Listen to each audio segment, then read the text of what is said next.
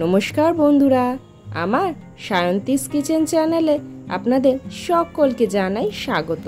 আজকে একদম অভিনব একটা রেসিপি বানাবো। এই সময় ঘরে ঘরে সবারই সর্দি, জ্বর, হাঁচি, কাশি হচ্ছে, আমারও হয়েছিল। আর তারপরে মুখের রুচিটাও চলে গেছে, যা খাচ্ছি সবই তিতো লাগছে। তো মা বলল তিতোর একটা রেসিপি খেতে। তো আজকে এই অভিনব একটা তিতো রেসিপি বানিয়ে আপনাদেরকে দেখাবো, এবং এটা খেতে ঠিক কেমন হয়েছিল সেটা কিন্তু ভিডিওর শেষে বলবো। তারপর আমি ছাদে ড্রাগন ফ্রুটটা পেকে গিয়েছিল, তাই সেটাকে তুলে নিয়েছি। তবে ড্রাগন ফ্রুটটা কিন্তু আজকে রান্নার অংশ নয়। তারপর এই যে শিউলি ফুল গাছের পাতাগুলোর থেকে মোটামুটি কয়েকটা কচি পাতা নিয়ে নিয়েছি। তারপর পাতাগুলোকে মা কাঁচি দিয়ে একদম সরু সরু করে কেটে নিচ্ছে।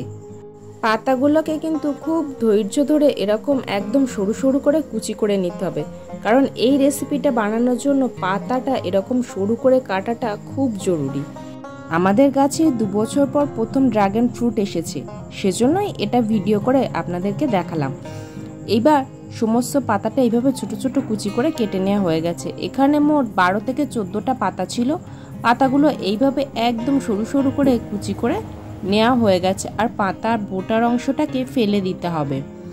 দিয়ে এইবার এর ভিতরে দিয়ে দেওয়া হলো 2 টেবিল স্পুন ময়দা, আর তার সাথে 4 টিস্পুন কর্নফ্লাওয়ার দিয়ে দিলাম। তারপর এখানে 1 টেবিল স্পুন বেসন এর ভিতরে দিয়ে দিয়েছি। তারপর এর ভিতরে দিয়ে দেওয়া হলো পরিমাণ মতন নুন। তারপর দিয়ে দেওয়া হলো ভাজা একটা মশলা, এর ভিতরে ধনে এবং জিরে শুকনো খোলায় ভেজে গুঁড়ো করা আছে। আর অল্প একটুখানি চিনি দেওয়া হলো। যেহেতু শিউলি ফুলের পাতা বেশ তিতো, সেজন্য অল্প একটুখানি চিনি দিতে হবে, জাস্ট টেস্টটাকে ব্যালেন্স করার জন্য। এইবার শুকনো উপকরণগুলোকে ভালো করে মেখে নিতে হবে, মানে এই সমস্ত পাতার গায়ে যাতে এই শুকনো উপকরণগুলো কোটিং হয়ে যায়। এটা কিন্তু এই রান্নার আরও একটা গুরুত্বপূর্ণ দিক, তাই আগে শুকনো উপকরণগুলো ভালো করে মিশিয়ে নিতে হবে। তারপর এইবার এর ভিতরে দিয়ে দেওয়া হলো কুচানো একটা পেঁয়াজ। একটা মিডিয়াম সাইজের পেঁয়াজকে এইভাবে কুচি করে দেওয়া হলো। যারা নিরামিষ খান তারা এই পেঁয়াজটাকে বাদ দিয়ে দেবেন।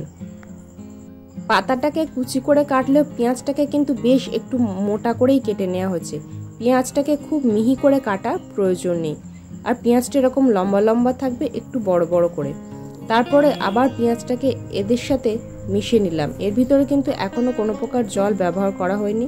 এটাকে ভালো করে মাখতে হবে। সবার গায়ে যখন এই শুকনো উপকরণগুলো কোট হয়ে যাবে, তখন এর ভিতরে দিয়ে দিতে হবে অল্প একটু জল। জলের পরিমাণটা খুব বেশি দেওয়ার প্রয়োজন নেই। শুকনো উপকরণটা আগে দেওয়ার ফলে এই সমস্ত পাতার গায়ে শুকনো উপকরণের একটা কোটিং থাকে, তার ফলে জল দিয়ে মাখার পরে এটাতে আর খুব একটা অসুবিধা হয় না। কিন্তু এই শুকনো উপকরণটা আগে মাখিয়ে না নিলে এটাতে আরও বেশি ডললে এই পাতার রঙটা কালো হয়ে যায়। তারপর একটুখানি হলুদের গুঁড়ো দেওয়া হলো। হলুদ গুঁড়োটা আপনারা আপনাদের পরিমাণ মতো দিয়ে দেবেন। যেহেতু সবুজ রং, তাই হলুদ গুঁড়োর পরিমাণটা একটু বেশি দিতে হবে, না হলে কিন্তু কালারটা ভালো আসবে না। তারপর এটাকে আবারও হলুদ গুঁড়ো দিয়ে ভালো করে মিশিয়ে নেওয়া হলো। এবার শেষে 2 থেকে 3টি কুচানো লঙ্কা দিয়ে দিয়েছি। লঙ্কাটা শেষের দিকে দিলাম, কারণ লঙ্কা আগের দিকে দিয়ে যদি মাখতাম তাহলে হাতে জ্বালা করতো, সেজন্য। এইবার লঙ্কাটা এর সাথে ভালো করে মিশিয়ে নেওয়ার পরে এর ভিতরে দিয়ে দিতে হবে 1/2 টিস্পুনের মতো জোয়ান। যেহেতু এই রেসিপিটা মুখে রুচি ফেরানোর জন্য, তাই শেষে একটু জোয়ান দিলে কিন্তু এর থেকে খুব সুন্দর একটা ফ্লেভার আসবে। কারণ শিউলি ফুল পাতার একটা গন্ধ আছে, অনেকেরই এই গন্ধটা পছন্দ নয়। জোয়ান দিলে কিন্তু এর থেকে আর কোনো স্মেল আসবে না, শুধুমাত্র জোয়ানের একটা সুন্দর গন্ধ বেরোবে। তার সাথে যেহেতু ভাজা মশলা দেয়া, ভাজা মশলারও একটা সুন্দর গন্ধ বার হবে। এইবার তেলটাকে গরম করে নিয়ে আস্তে আস্তে ছোট ছোট এগুলোকে পকোড়ার আকারে ভেজে নেব। আমি এখানে কিন্তু খুব কম পরিমাণ তেলই ব্যবহার করেছি। যারা হেলথ কনসিয়াস তারা কিন্তু এই রেসিপিটা অবশ্যই ট্রাই করতে পারেন, কারণ এটা খুব কম পরিমাণ তেল অ্যাবজর্ব করবে, যেহেতু এতে ময়দা দেওয়া আছে, এবং এটা কিন্তু শরীরের জন্য দারুণ স্বাস্থ্যকর। আমি খুব কম পরিমাণ তেলেই কিন্তু এটা চাপিয়েছি। আর এটা মোটামুটি মিডিয়াম ফ্লেমে কুক করার চেষ্টা করবেন, কারণ এই পাতার যেহেতু পুষ্টিগুণ আছে, হাই ফ্লেমে বেশি রান্না করলে এর পুষ্টিগুণটা কিন্তু নষ্ট হয়ে যাবে।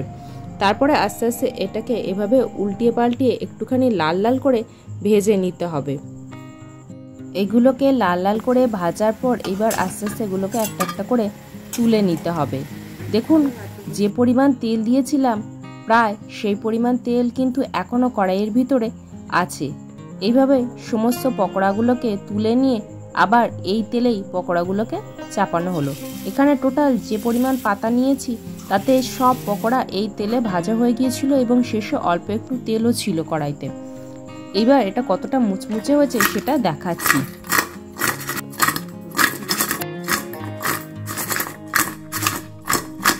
এই পকোড়াগুলো কিন্তু বেশ কিছুক্ষণ এরকম মুচমুচে থাকবে। আপনারা এগুলো ভাত দিয়ে খেতে পারেন, আমি কিন্তু এটা মুড়ি দিয়েই খেয়েছি। বললে হয়তো বিশ্বাস করবেন না, এটা খুব সামান্য পরিমাণেই কিন্তু তিতো ছিল এবং দুর্দান্ত টেস্টের হয়েছিল। শিউলি ফুল পাতা যে এইভাবে রান্না করলে এত কম তিতো লাগে আগে জানতাম না। আমার এই শিউলি ফুল পাতা দিয়ে অভিনব কায়দার পকোড়াটা আপনাদের কেমন লাগলো অবশ্যই জানাবেন। ভিডিওটি লাইক, কমেন্ট, শেয়ার এবং সাবস্ক্রাইব করতে ভুলবেন না।